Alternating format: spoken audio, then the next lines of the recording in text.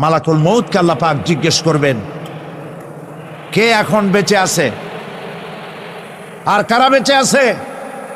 তিনি বলবেন হযরতে জিবরাইল, হযরতে মিকাইল, হযরতে ইসরাফিল। আল্লাহ পাক নির্দেশ করবেন, এদের জান কবজ করো। ইসরাফিল, মিকাইল জান কবজ হবে। হযরতে জিবরাইল আমিন শাদীদুল কুওয়া, প্রচন্ড ক্ষমতা আল্লাহ তাকে দান করেছেন, সুবহানাল্লাহ বলে। দুনিয়ার সব নবীদের কাছে বাণী বহন করে নিয়ে আসছেন পূর্ণ অথেন্টিসিটির সাথে, সুবহানাল্লাহ। আল্লাহ পাক যাকে বলেছেন রূহুল আমিন,